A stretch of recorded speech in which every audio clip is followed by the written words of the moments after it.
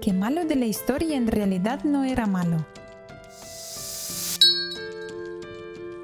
Charles Litoyer, oficial de mayor rango que sobrevivió al desastre del Titanic, se le recuerda sobre todo por interpretar que la orden de evacuación del Capitán Smith era solo para mujeres y niños, lo que provocó la muerte de la mayoría de los pasajeros hombres. Incluso en la película Titanic, de James Cameron, le tocó un papel de viuda. En una escena amenazó con disparar a los pasajeros como si fueran perros si no se ordenaban. Un suceso que no ocurrió, pero después de la catástrofe dio un testimonio muy honesto y no rehuyó la culpa.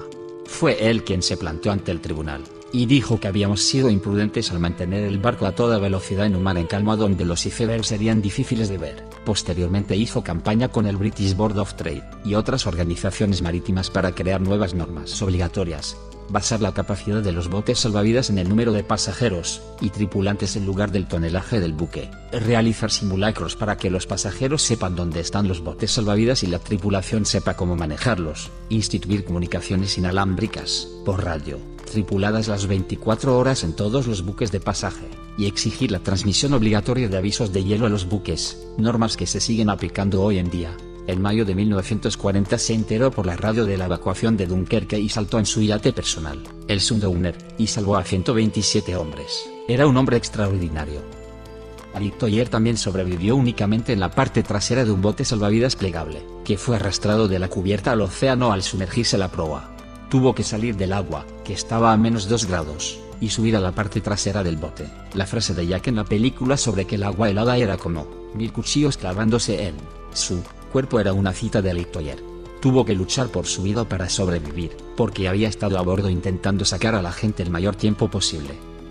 Richard Jewell no solo no puso bombas en los Juegos Olímpicos de 1996, sino que fue el héroe que alertó de que había bombas durante los Juegos Olímpicos de Atlanta. Mientras trabajaba como guardia de seguridad, Jewell vio una mochila sospechosa desatendida en el Centennial Olympic Park. Al darse cuenta del peligro potencial, alertó rápidamente a las fuerzas del orden y ayudó a evacuar la zona, lo que pudo salvar innumerables vidas. Por desgracia, en lugar de ser celebrado por su valentía, Jewell se convirtió en blanco del escrutinio de los medios de comunicación y de falsas acusaciones. Algunos medios de comunicación le etiquetaron prematuramente como sospechoso, lo que provocó un intenso escrutinio público y una devastadora invasión de su intimidad.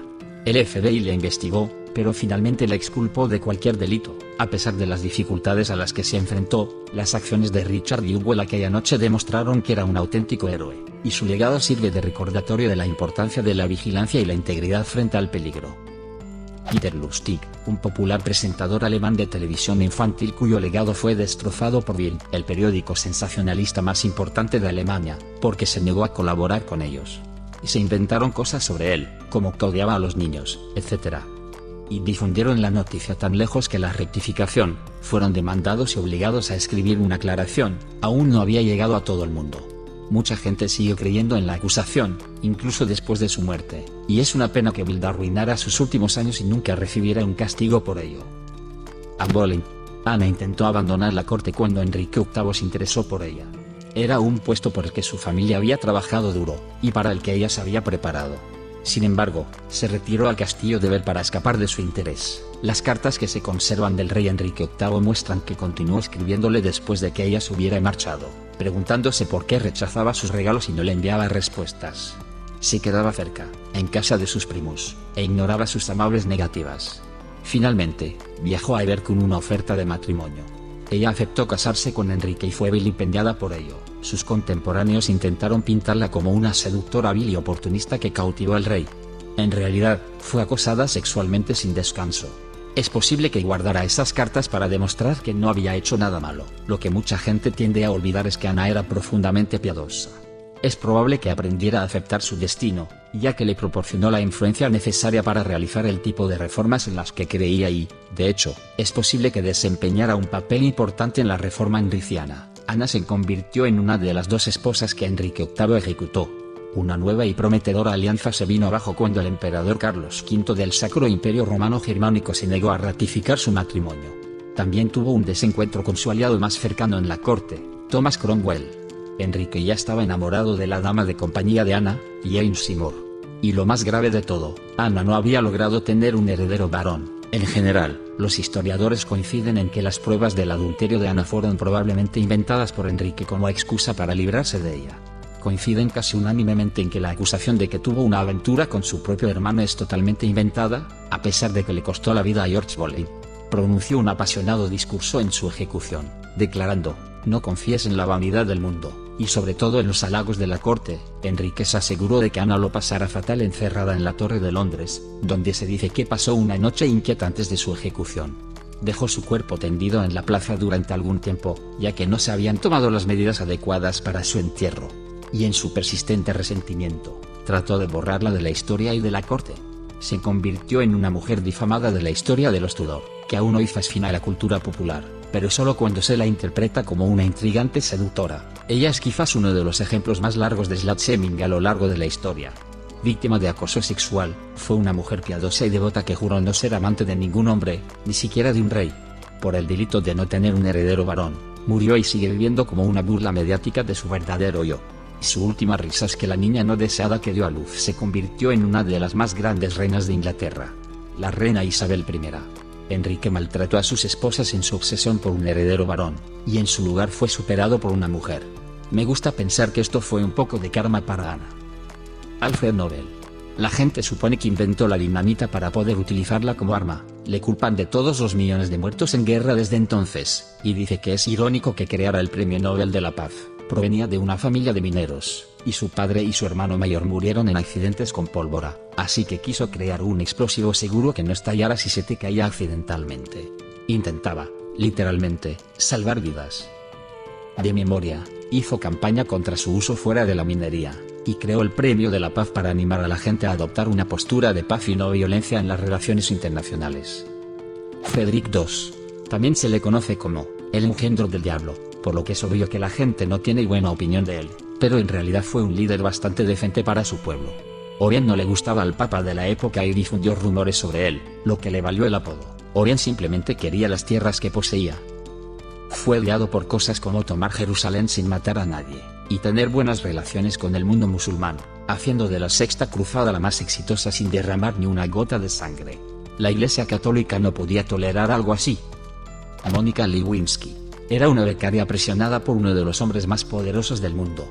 No merecía que la convirtieran en la villana. A finales de la década de 1990, Lewinsky se vio envuelta en un escándalo en el que estaba implicado el entonces presidente Bill Clinton. Su aventura, que comenzó cuando ella era una joven becaria en la Casa Blanca, se mantuvo inicialmente en secreto. Sin embargo, pronto se convirtió en objeto de un intenso escrutinio mediático y de investigación política. Cuando se conoció la historia, Lewinsky se convirtió en el centro de atención, enfrentándose a la humillación pública y al escrutinio de los medios de comunicación, que la pintaron como la seductora de una historia que eclipsó las complejidades de la situación. El escándalo llevó a Clinton a un juicio político, en el que se le acusó de perjurio y obstrucción a la justicia, principalmente en relación con su negación de la aventura. A pesar de ser una mujer joven que se encontraba en una situación precaria, Lewinsky fue difamada de una forma que a menudo ignoraba la dinámica de poder en juego. A lo largo de los años, ha hablado sobre el impacto del escándalo en su vida, defendiendo la importancia de la compasión y la comprensión en los debates sobre la vergüenza pública y la salud mental.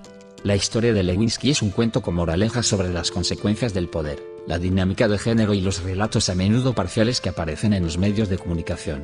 Merece ser reconocida no como una villana, sino como una mujer que se vio atrapada en una situación tumultuosa que escapaba a su control. También era súper joven y la perseguía el hombre más poderoso del país, que era algo así como su jefe, que era mayor y que tenía poder sobre ella. Clinton es el villano. Lewinsky es una víctima y fue tratada como una paria. Odio lo que la gente le hizo. Y Clinton también era enormemente carismático.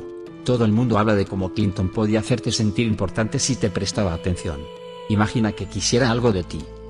¿Conoces a la mujer de un dingo se comió a mi bebé? Se llama Lindy Chamberlain, y su historia es tan trágica como controvertida.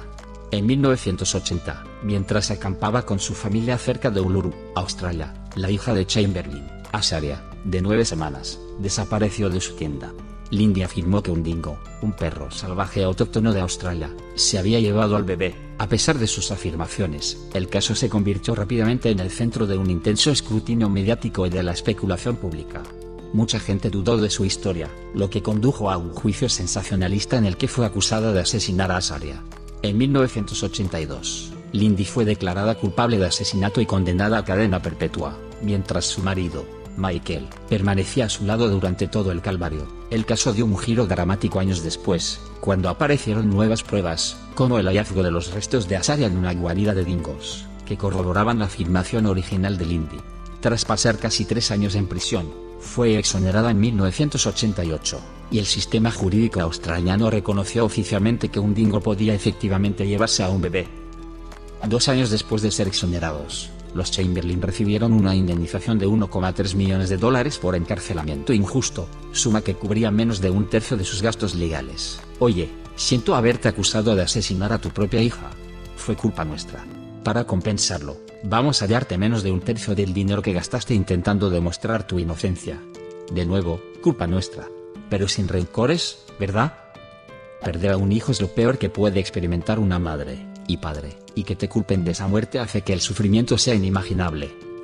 El iceberg del Titanic se dedica a sus asuntos, se relaja y, de repente, le echan la culpa de todo. Literalmente, atropello y fuga. ¿Qué otro malo de la historia en realidad no era tan malo? Deja un comentario. Y suscríbete al canal si quieres ver más videos como este.